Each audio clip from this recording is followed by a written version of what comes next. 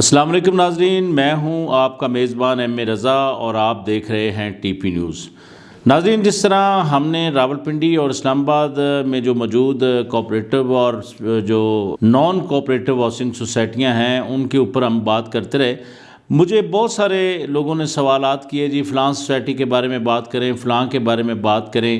تو ناظرین، میرا مقصد ابھی آپ کو اویئر کرنا ہے۔ میں انشاءاللہ جس طرح آپ چاہتے ہیں کہ فلاں سوسائٹی کی کیا پوزیشن ہے، فلاں سوسائٹی کی کیا پوزیشن ہے، میں یہ چاہ رہا تھا کہ اس کے لاز، قانون اور یہ ساری چیزیں آپ کی سمجھ میں آ جائیں تو پھر ہم اس طرف بھی لازم چلیں گے۔ ناظرین، آج کا جو ہمارا موضوع ہے وہ ہے کیا کوآپریٹو ہاؤسنگ سوسائٹیاں ایک پروجیکٹ کا پیسہ اپنے ہی کسی دوسرے پروجیکٹ پر خرچ کر سکتی ہیں؟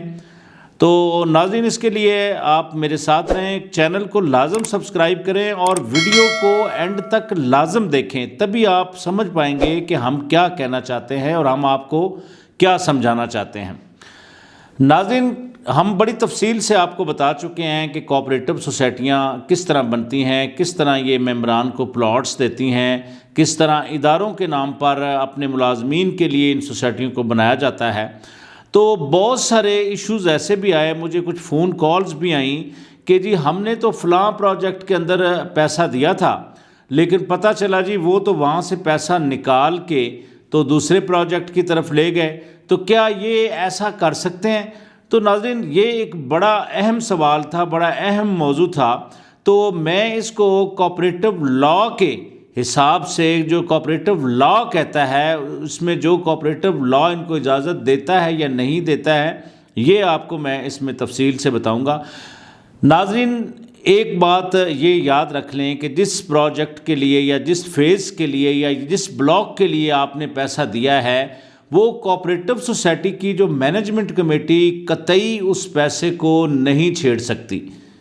اور یہاں تک کہ اس پیسے سے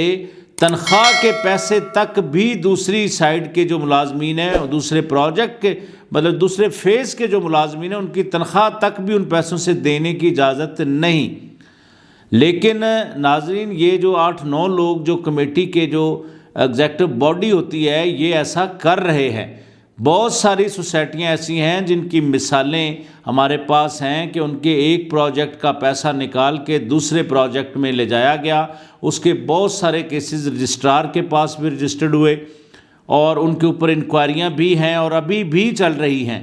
اور اس کے لیے سرکل رجسٹرار اور رجسٹرار جو کہ ڈپٹی کمشنر ہوتے ہیں، کوآپریٹو ڈپارٹمنٹ اسلام آباد کی میں بات کر رہا ہوں، تو ان سے آپ بے شک ان کے آفس میں جا کے آپ پوچھ سکتے ہیں کہ کیا سر ایسا ہو سکتا ہے؟ تو ایسا بالکل نہیں ہوتا۔ اب ایسا کرنے والی سوسائٹیوں نے ایک تو یہ کرائم کر لیا کہ ایک پروجیکٹ کا پیسہ نکال کے دوسرے پروجیکٹ میں لے گئے،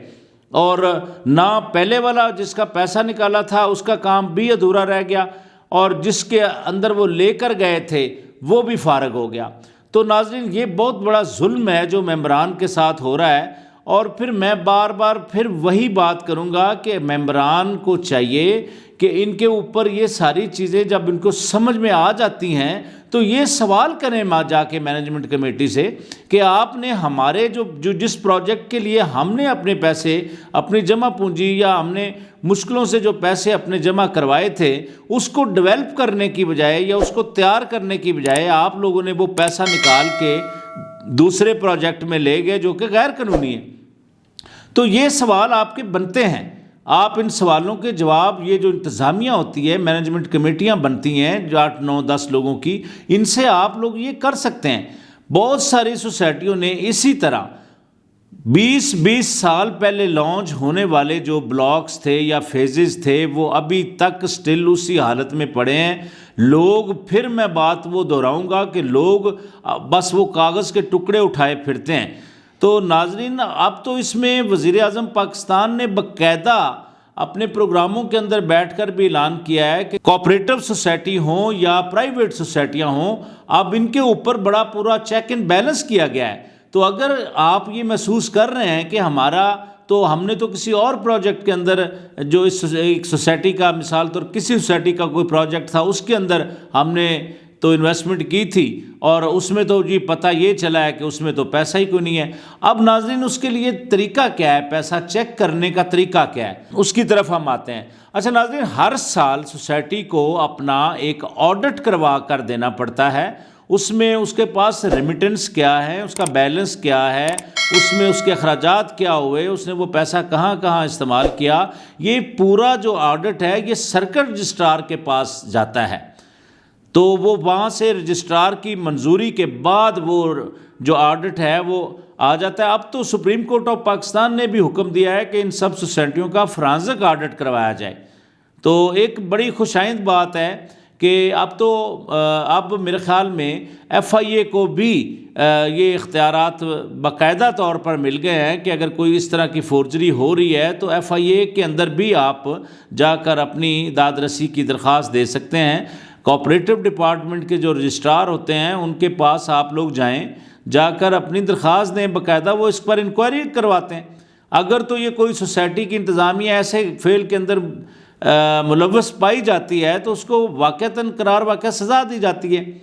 تو بار بار میں یہ کہتا ہوں کہ یہ سوسائٹیوں کی جو انتظامیہ ہے یہ آپ کے پیسے کے اوپر امین ہے، اور ان امینوں سے، یہ جو امین بنے ہوئے ہیں، ان امینوں سے آپ باقاعدہ سوال کر سکتے ہیں کہ جی ہم نے تو فلاں پروجیکٹ کی اوپر انویسٹمنٹ کی تھی، اس کی کیا صورتحال ہے، اس کا کیا ٹائم فریم تھا، اس کے اندر کتنا پیسہ جمع ہوا اور وہ کہاں یوز ہوا۔ تو ناظرین، آج کا جو ہمارا جو ٹاپک تھا، اس سے امید کرتے ہیں کہ اس سے آپ کو کافی انفارمیشن ملی ہوگی، کیونکہ سوسائٹیاں اسی طرح کر رہی ہیں، چند لوگ اکٹھے ہو کے یہ آتے ہیں 9-10 لوگ اور یہ ارب پتی کھرب پتی بن جاتے ہیں، اور آپ ممبران سٹل اسی طرح اپنے ہاتھوں میں وہ کاغذ کے ٹکڑے اٹھائے پھرتے ہیں۔ تو اپنا پیسہ، محنت سے کمایا گیا پیسہ ہے، اس کی حفاظت کرنے کے لیے اپنی جو توانائیاں اس کے چیک اینڈ بیلنس کے اوپر بھی تھوڑی سی صرف کریں تاکہ آپ کا سرمایہ محفوظ رہ سکے۔ تو انشاءاللہ سوسائٹیوں کے اوپر ہم بات کرتے رہتے ہیں، جو ہمارے پاس انفارمیشن آتی ہے تو انشاءاللہ وہ قانون کے مطابق جو ہم بات کریں گے وہ ہمارا قانون اس کو ڈینائی نہیں کرے گا، کیونکہ ہم نے اس پر پوری ریسرچ کی ہے۔ تو اپنا بہت سارا خیال رکھیے گا۔ اگلی ویڈیو تک کے لیے اپنے میزبان ایم اے رضا کو اجازت دیجیے۔ اللہ حافظ۔